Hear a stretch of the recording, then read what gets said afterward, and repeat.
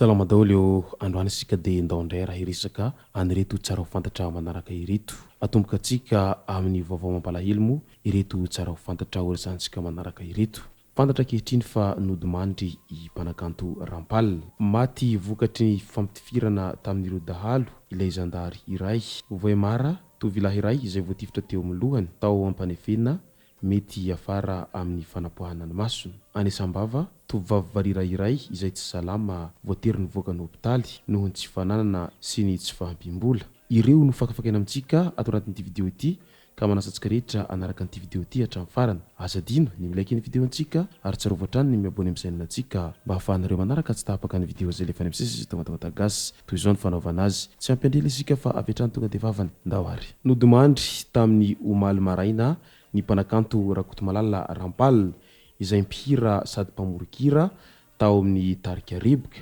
Efa tsy salama tao anatin'ny fotoana maromaro ity mpanakanto ity. Niavaka tamin'ny feony i Rampal izay mpamorikira ary anisany namorona ny tarika riboka. Ny taona 2027 no tafahona izy sy Lucien Randrianirina ka niaradia avy hatrany.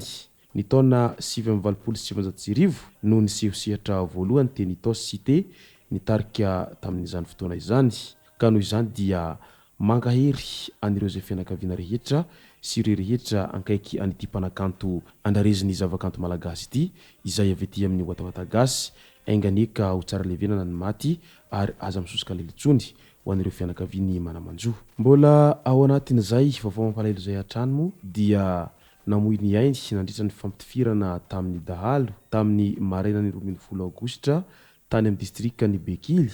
ny zandary Razafinjatovo Rovany Aina ary lasan'ireo dahalo tamin'izany ny basy Kalashnikov iray izay tena belatanany. Dahalo avy nangalatra ombindroan'ny sesy ireo ka nanaradia avy hatrany ny zandary sy ny miaramila ka izay no nitarika ny fampitifirana. Midika izany fa tena mbola mahamay dia mahamay iny faritra atsimon'ny Nosiny eo amin'ny resaka an'izay asan-jiolahy sy ny fanafihana amin'ny tampiadiana izay. Ary ny pirofo manambarana an'izany izao fa hafatesany gendarmeria izay amperinasa ao anatin'ny fanaovana ny asany amin'ny famongorana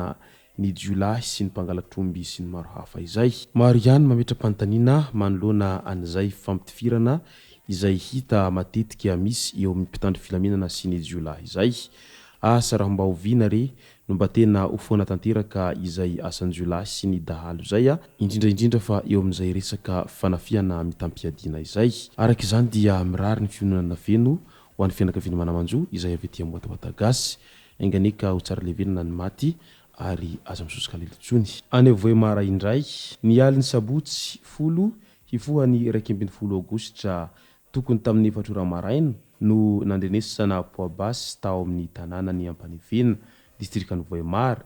ka tao amin'ny faritra atao hoe maro finaritra no niseho an'izany. Nisy nampandre avy hatrany ny mpitandro filaminana ary tonga ara-potoana teny an-toerana izy ireo nijery hoe inona tokoa ny zavatra izay tena misy marina. Nahitana raha miraraka teny amin'ny lalana ka natao ny fanarahandia ary nanetra ny rehetra fa hitaniditra antranon'olona iray tao amin'ny faritra Mahadera izay filahatry ny raha izay niraraka izay. Tamin'io trano no nisy tovolahy iray izay manodidina eo amin'ny 30 taona eo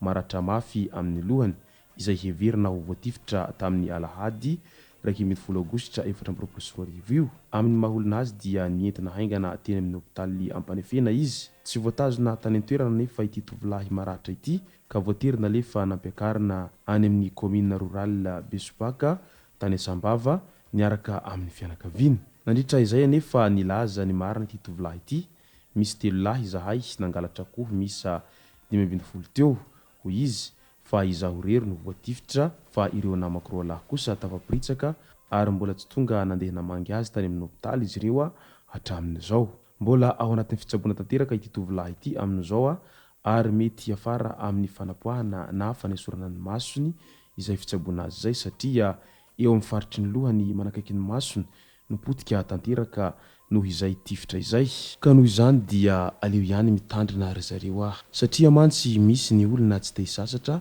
fa te handroba ny izay eo ampelantanan'ny olona fotsiny ka izao anefa ny afarany rehefa zatra manao ratsy izay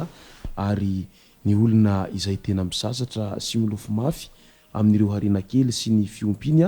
dia tsitsitsy aminao zany rehefa tratrany manao ratsy ianao avy hatrany dia ajedany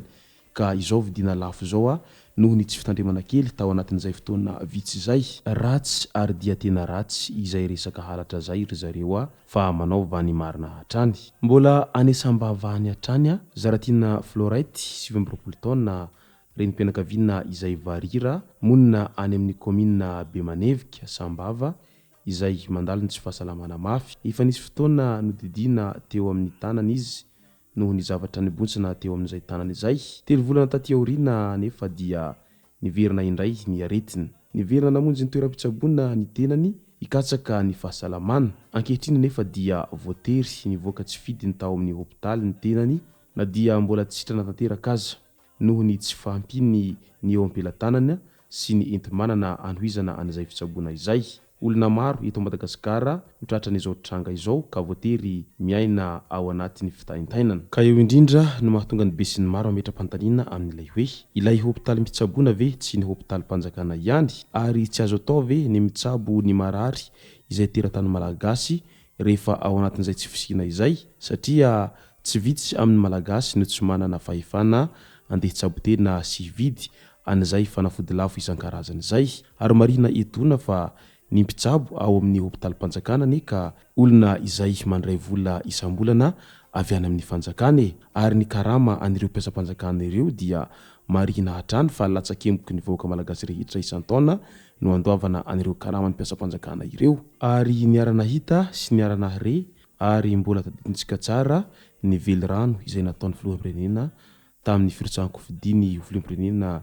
tamin'ny taona 2024 nilaza izy tamin'izany fa raha vantany vaolany filoham-pirenena izy dia tsy andoavam-bola intsony ny mitsabo tena eny amin'ny hopitaly fa atao maimaimpona ary mbola nampiny ihany koa tamin'izany fotoana izany fa isitraka ny karamany ireo izay marefo ka tsy handray karamam-bitsy amin'ny mahafiloham-pirenena azy ny tenany tamin'izay fa hozarainy amin'ireo rehetra izay sahirana sy ny mahantra ary ireo marefo ny karama izay tokony ho raisiny isam-bolana izay moa no masaka azona roso tao anatin'ity video ity tompoko lasy tompoko vavy misaotra antsika rehetra nanaraka an'ity video ity hatramin'ny farany azadino ny milaiky ny video antsika ary tsarovatra trano miabony amin'ny chaîne antsika mba hahafahanareo manaraka tsy tapaka ny video izay lefa any amin'ny sisa sy tao Madagasikara tompoko lasy tompoko vavy mankasitraka dia mirary soa